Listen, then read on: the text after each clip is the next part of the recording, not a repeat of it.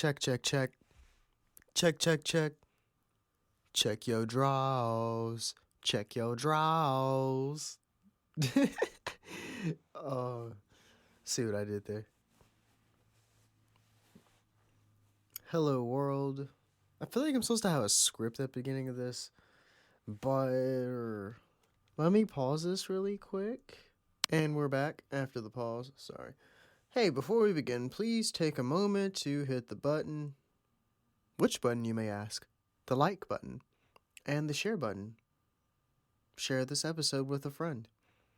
Thanks so much for helping us expand our listener base. And because you played a huge part in our growth, we are greatly appreciative. You guys thought you were about to get something for free. Well, that's the script for the intro. I should probably edit that because, yeah, it's going to do something for everybody. But I have no idea where those are. And I can't tell you what it is because it's a surprise. I'm bringing Bald Shave back. Yep. Uh-huh. It was freeing and much needed. My thoughts feel so much clearer, and I don't have a bunch of hair to cloud my judgment anymore. And I'm not constantly looking in the mirror like, do I look good? I'm not looking at other people's heads like anymore. Thinking, does your head, why doesn't my hairline match yours? Because now I have no hairline, and by doing so, I feel great. I'm not gonna lie, I was feeling subconscious about my hairline because I had went to the barbershop, right? I grew my hair back out a little bit, just enough for a bald fade. First time, I did all right, did pretty good. The second time, one side was bigger than the other, and one eyebrow bigger than the other. I mean, one eyebrow is still bigger than the other right now, and I'm looking like a mental case, but it's all good. It's okay. It will get better one day. But I just had to clean myself up because I was like, dude, I can do a better job than this. I can do a better job than this. This is sad. And they're scared to push my hairline back. I'm like, dude, push it back. I don't care. I just want my stuff. I want it to match. I don't want that thing where it's like it's low on one side and then high on the other. Like it's weird. It doesn't look good. It does not look good unless you like part it and make it look decent. But I could see where my hair was like starting to bald. Right, I could see where it was starting to bald on this side too, and I'm like, oh my gosh. And it wasn't the side that we had pushed back. It was the side that was originally, a little. And I was like, bro, what the fuck? I looked at it last night, like, why is my hair doing this? What is going on here? And it could have been stress. It could have been hereditary. It could have been the barber. It could have been me. It could have been a number of things. But for my hairline to be like that, and then I could see where it was balding. I was like, oh no, this is not good. So I'm just gonna permanently bald myself. Just gonna go with the bald shave look because I don't want to deal with hair anymore. I don't want to deal with comes with it. I feel like I had a lot less acne when I didn't have hair. I feel like I was a lot less stressed. A lot less stressed. That's a mouthful. A lot less stressed. What else? I mean, my head was a little shinier and slipperier, but it felt good. Like especially when you at a water park and you go down a slide, all that wind on your head, man. Or let's say you're on the back of a or on a motorcycle, or just riding down the highway, with the windows down. Something about the air, or like when you shower, the water hitting your head. It just feels amazing. It's like a massage. Oh. I do feel like a porn actress though. I'm not sure. I feel like one of those them bald white guys that they have in the videos. Except I have facial hair and they don't. I don't think I can go to the no facial hair sort of deal unless I was to do porn, which I've thought about, but I'm in a relationship. That's probably not a good idea. Hey man, I'm just exploring my options. I'll talk about my job situation a little bit later in the podcast. To be honest, as long as I think I look good, that's all that matters. It makes me feel great to take care of myself. and I would rather much do it myself than pay somebody $25 every 2 weeks to mess up my hair. And I'd be down what, $50 a month. But for you to mess up my hair, that's a no go in my book. I had this weird dream last night. Well, it wasn't weird, but it was euphoric. It felt too real, really real. Is it really real? That's a really good song by Black Bear. Well, yeah, it's a really good song by Black Bear. I had to think about it. I was like, wait, am I thinking about the right song? Yep, that's it.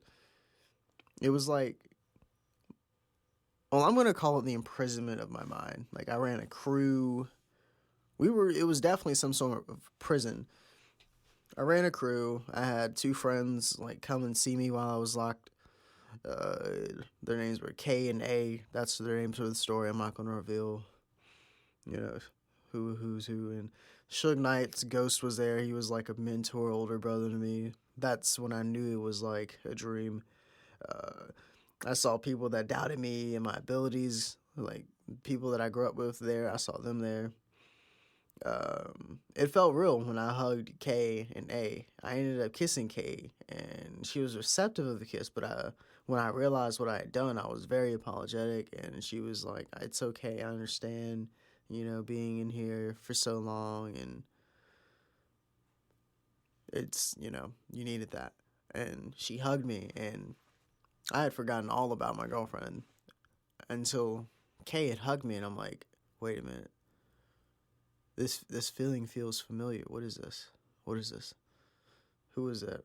And then in the back of my mind, it was just like, my girlfriend's name.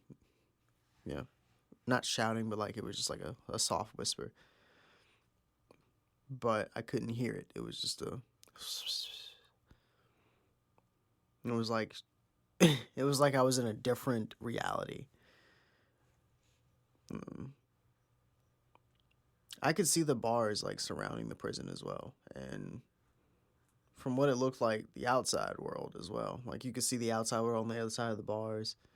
The grass was surprisingly green and not all fudged up like they do in some places where it's like dirt patches and rock and stuff. And the food tasted decent too. The food tasted really good. I want to say I had pizza, maybe pizza. Yeah, I think I had pizza. It was either pizza, burgers, hot dogs. This is obviously not your typical prison people. This is like a Pablo Escobar type sort of deal where you've got whores coming through, you've got your barber, you've got your bar, you got a pool, you got the zoo, family day, all sorts of crazy stuff. I wish I could say the names so people could understand what I'm talking about, but people are desperate for attention and looking to make life difficult these days, so I have to watch what I say and make sure the names of the innocent are protected. Yeah. We took off the what was it? What's that thing called? The curtain off of the wall. Well, the moving blanket. We took the moving blanket off of the wall in the bedroom. It was connected to the wall, which is covering up the window to keep, the sunlight out so that I could sleep in the mornings. But yeah, it was getting a little hot, and I found myself sleeping in the living room. And if I'm sleeping in the living room on the couch, then I'm going to wake up with all sorts of knots in my back, in which we had to get a couple of them out this past week. So I was like, let's just take that down because it gets abnormally hot in there anyway. And I'm like, well, let's see if we can fix that because we are the end unit. So like we're gonna get most of the sunlight, we're gonna get most of the cold air. So I was like, let's just take this blanket down, see what that does, and it changed the temperature of the room dramatically. I'm like, how can we live in an apartment like this if our rooms are like uncomfortable? And I was told, to make your place of living as comfortable as possible for you. So that's what we did. We made it as comfortable as possible. Comfortable as possible.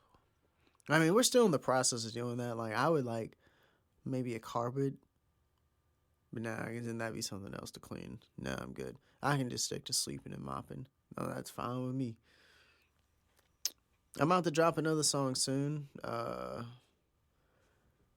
I'm in the process of mixing and re-recording. I'm probably gonna go back and do a re-recording of the recording that I originally did because I wasn't impressed with how it was coming through the speakers. Like it sounds, you can definitely hear the different sound, how different it sounds in different sets of headphones. And if it doesn't sound at least similar in all of the headphones or earbuds that you use, it's a bad mix. At least with my other songs, I can say they were halfway decent with the mix. But after watching this, what was it? It was something on Showtime. But anyway, the nominees or the people that were getting the awards were like talking about giving their 110% into every scene that they do. Why settle for less, and she would rather be known for her quality of work versus the quantity of work, and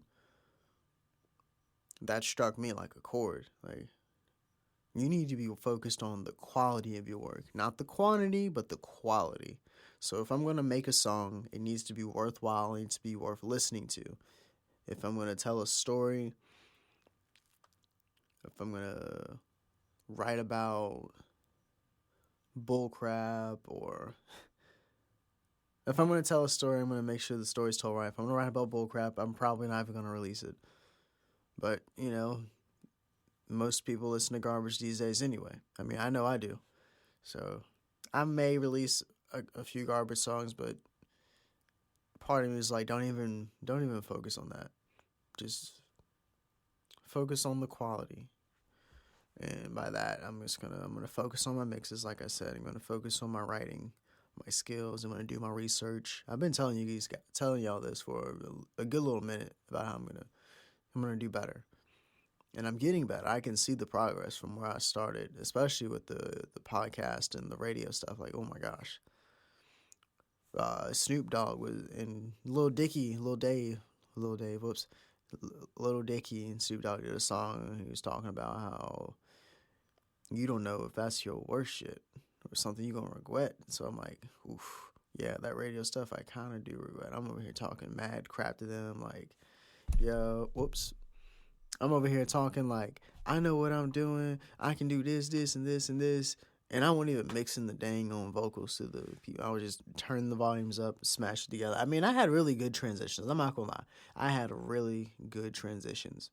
That was one thing I got right. My speed, that was pretty good. But as far as like mixing vocals, I knew nothing about it. So I would just I'd just pad slap it, I'd slap it together and send it through. And I do that every week. And my vocals weren't crispy clear. You could hear, but you couldn't hear. And I've had to train my ears a lot since then to like get rid of that sound. And I'm chasing a different sound. And once I achieve said sound, it's a wrap. And then it's only up from there. I'm trying to like mimic my predecessors and the people that I look up to, because when you hear their music and you hear your music and it's like you try to compare it to, it's like, well, I'm not gonna look at it as a, well, they're better than me. I'm gonna look at it as like, well, they've got skin in the game and they've been doing this a lot longer. How can I emulate their sound to help me figure out my sound? Because I like the way their stuff sounds, but I want my own unique sound. And I hope that makes sense. I hope that resonates with y'all. The job situation. So I learned a hard truth. Never tell the white man how to effectively do a job better. Once they found out at my job, like how fast I was at getting the boxes, they wanted to place like handicaps on me, saying, do it this way so such and such can do their job easier. Also levels out the playing field for everybody, so nobody's picking but so many cases per hour. Here I am running circles around them, but for like not having ever worked a warehouse job before. They admitted to being a top picker in dry. Like they said, they were like, I'm stuttering. I'm grasping for stuff. They called it impossible because there's just not enough tickets in dry. And that is very true. Like most people, they start out, they want to pick and dry. They don't want to go to the freezer just yet because it's just too cold in the beginning. But if you got the right, clothing, right amount of layers and stuff, you should be good. But we'll talk about that later. But, yeah, like it was just baffling, how fast I was getting it done and how many cases per hour out. And then all of a sudden, like, no, no, no, no, we can't do it that way. I'm like, well, this is the way everybody else will start. Why am I being told to do it this way? That's going to affect how many cases I pick per hour. And then you're going to put Miss Know It All, she looks like a Barbie doll. We're going to call her Barbie. Then you put Barbie over here with me, and it's like, why? What? And then you're going to put her on the incentive plan that you told me that you were going to put me on. And you said you got to get the numbers right and a list of people and stuff like that. And at this point, I'm just waiting for them to put her on that before me so I could say something. Because at this point in the game, I got to do what's best for me. Um, there's other opportunities out there that'll pay me way more to do just the same amount of work, you know. And with the situation we're in now, like we're not in a bad situation. We're not in a bad living situation. I'm gonna stop saying that because it's bringing negative energy into my life that I don't need. It's it's just a lot to deal with, really. That's going on. It's a lot to handle, a lot on the plate, but it's not a bad situation that we're in.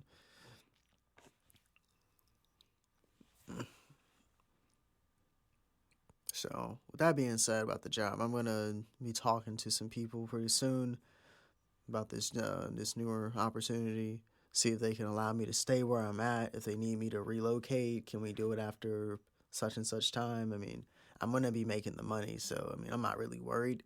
My girlfriend, she's probably not gonna get to see me as much, and that would probably destroy her. But we're already pretty much at that point where it's like, hey, I have an opportunity to go back home, make the same amount of money, but live cheaper, because the cost of living here is way too expensive for the quality of life here. It's pretty sad. Like you go to every store, there's boxes upon boxes in the aisles, and you can't find what you need. And it's like I see I don't pack these boxes, but I load these boxes onto pallets and and they ship out. I don't know where they ship out to, but like you walk by something, you're like, holy crap, that feels like I'm at work because and saying you see all the boxes and stuff, and you're like, oh my gosh, that's all I deal with, those boxes and PKs and flags.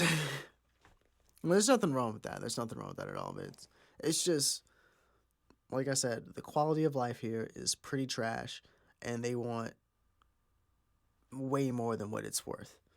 And here they are trying to patch the place up, make it look decent. After somebody must have said I was taking pictures. I'm gonna tell the truth. I'm not gonna tell you no lie because I have no reason to. You know, they finagled me and my GF, me and my girl, into moving into this place because they knew we were looking for a spot. And because I couldn't get in contact with the other set of apartments, which were very luxurious, very luxurious from the photos online. My girlfriend, she found those set, and I was like, "Well, this isn't bad. It was great, honestly. For the first month, it was great, and that's because we didn't have any neighbors. But once some neighbors moved in, oh my gosh, it has been rough.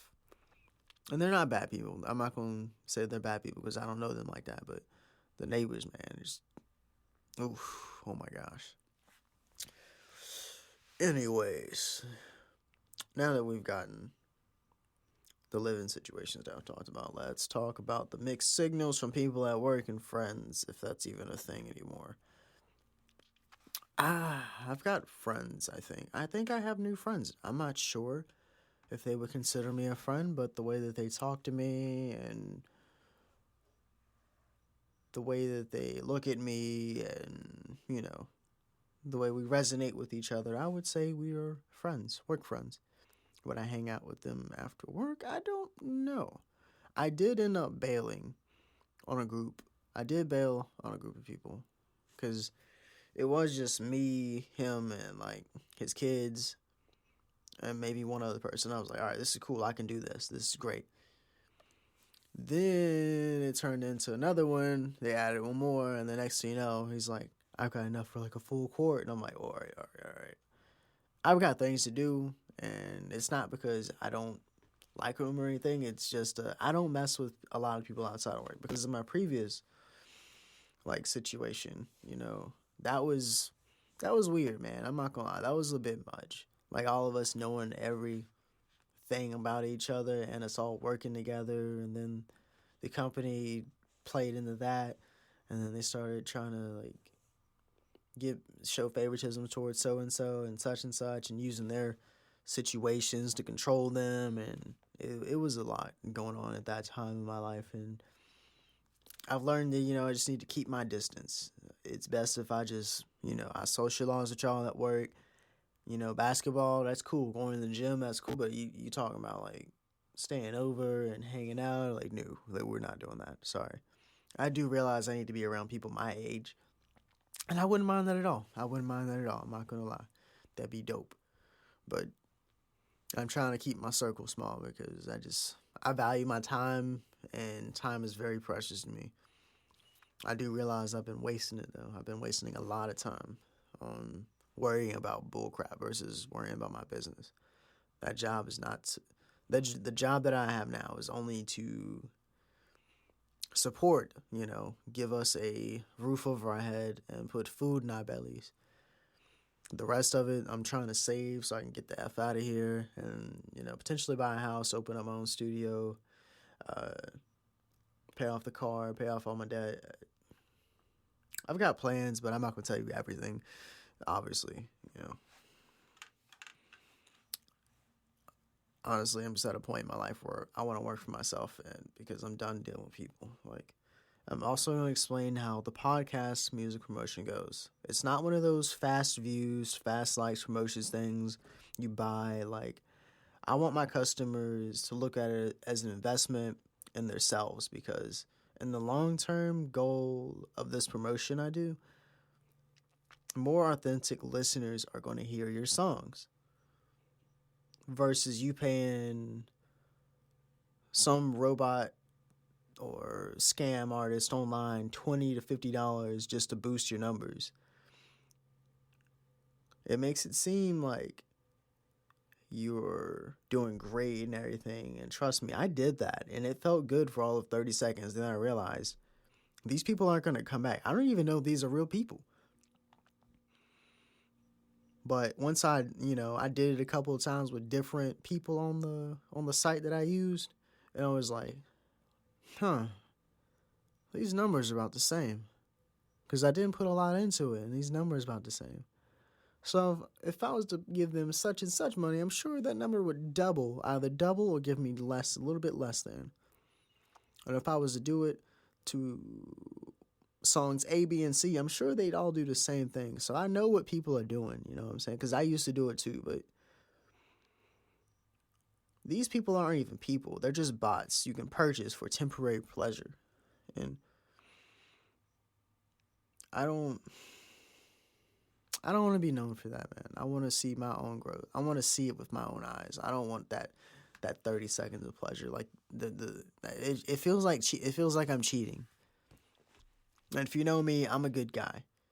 I mean, I've come a long way from where I used to be, but I'm a pretty reasonable guy, I would say.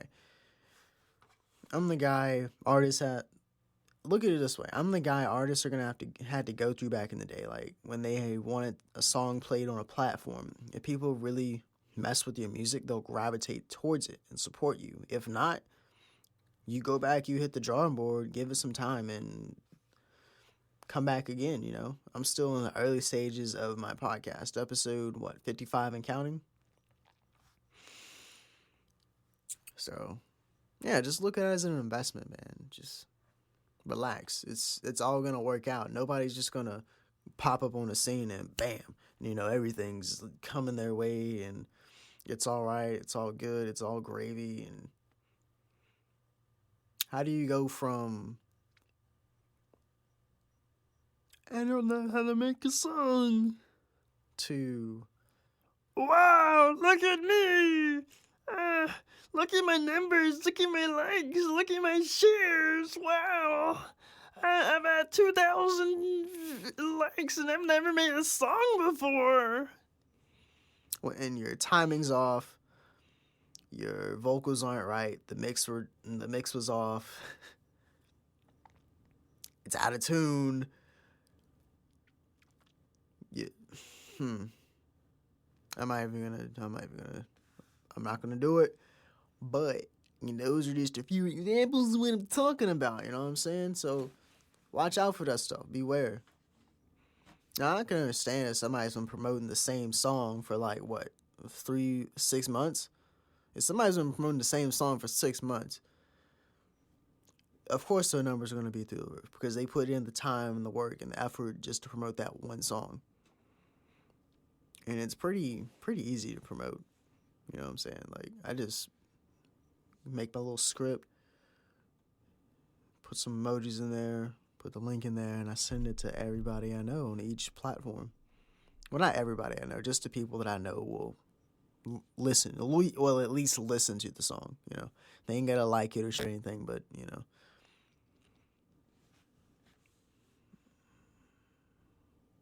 I've definitely been thinking about quitting the band, and I feel that way is because it's not getting me anywhere. It's taking more away than it's giving. It's like trying to revive someone that's been dead for years. I've been nothing but professional with them and have tried my best to communicate in an effective manner, and has led me to nothing but anger, bitterness, disarray, and dissatisfaction with my music career as a musician. Like, I practice. I know I practice because I practice before work. At one point in my life, I wasn't practicing. But for me to do great one gig after you have seen that I have put in the work, I come to practice, right? And I haven't played with you guys in 2 months. And you're mad because I messed up during practice. Schedule another practice. My advice, just schedule another practice, because I'm not the only one that's messing up. Obviously, we're out of sync here. Dude got his trumpet in the shop, knowing that he needs it, knowing that we have songs that we do, and it's like, why are we still doing this song? Why are you just put? And then you don't even ask me. You just tell me this is what I'm doing. You're gonna be leading a couple songs. And I'm like, why don't you ask me to lead a couple songs?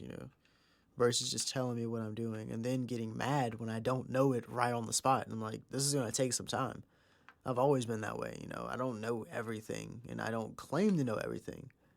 Then, another thing, they got upset because I couldn't jump on the road with them to go play at a function, and I'm not going to say what the function is or where it was at because that's nobody's business. It's between me and them, but I feel like I can talk to you guys about this because it's my podcast. I'm going to talk about whatever I want to talk about, but I'm also not going to narc people out and give people's information away. I feel like that's an invasion of privacy. I wouldn't want somebody to do that to me. They got upset because I couldn't go, and I'm like, listen, I work anywhere between 10 to 14 hours a night, and it's different. It all goes based off the case count that we have. It's all based off the case count, because if we have a light case count, it's going to be a short night where I get off at 1 or 2 in the morning. That's on a short night. On a long night, it's closer to 5 in the morning. And there's nothing wrong with that, but I make my money based off the hours of work, and I hate to say it, but this band is not in a position to take care of my bills like that. It's honestly not, and I gotta look out for me and my family and what's best for us. And I hopefully one day they'll understand and respect that. I came in this band with an open mind, ready to play, ready to give. But as I've grown older, it's like I do realize that it's easy to take advantage of younger people. And you being the age that you are, taking advantage of young people like that it's wrong in my eyes. I forgive you, but you know what I'm saying? Like, I'm not about to just bend over for anybody these days. That's done. That is done. And there was another event that's coming up that we have to play at, but because I had forgotten about it and I agreed to do something else, I can understand your frustration with that. But this is my grandmother. She's 90 something years old. Usually, when you tell me about a gig, it's a hit or miss with that gig. And I was thinking, all right, this may or may not happen because you've told me stuff like this before. So, what makes it different now that this is going to happen? Because you said last year you said we are gonna be gigging and gigging and gigging. It's about to pick up. It's about to be good. Now you didn't did this little video, and it's great, man. I'm happy for your dreams and everything, but we don't even have a full piece band. We don't even have a full band to be doing this stuff. And you want to charge what you want to charge them to play songs that they can play. They can hire a DJ to do. They can hire a DJ for less than what you're trying to, well, less than what they're trying to pay you. And I don't blame them. Nobody really has money like that. I mean, they do, but it's for emergencies, not for us to come in there and do a half-ass job and like high five each other after the fact. Like, no, if we're gonna do gigs, we need to be practicing, like practice, not this the month of once the yeah the one time the month of and then right before the gig. Well, I'm sorry, the day of the gig, because that's where we're at now. And I'm not bashing the guy. He's a great guy, great band, but the band is falling apart. We've lost a guitar player, we lost a bass player, the trumpet player. His trumpet's in the shop, so now he's just keys and vocals. There's another thing. They got me singing parts that I'm not good at, and it's like, of course we're gonna sound like ass. Of course my part's not gonna sound good because you guys being able to sing know that y'all sound good. Why are you forcing me to choose a different part that's not compatible with my voice? It's always going to sound off. I need to be where so and so's at, and so needs to take a different key, if that's even possible. Like, if we're gonna do this thing, let's do it right. That's all I'm saying. At least have respect for each. Let's have respect for each other's lives, and if we're gonna be a band, let's be a band. But for right now, I am having serious doubts about this. I really am, because it's taking too much away. It's taking too much away. It's like, as far as like peace wise and energy and effort. I'm already 30 minutes away from them. You know what I'm saying? And if I make this move, I'm definitely not going to be coming back up and down the road for for practice like that, especially if it's only once a month. Like,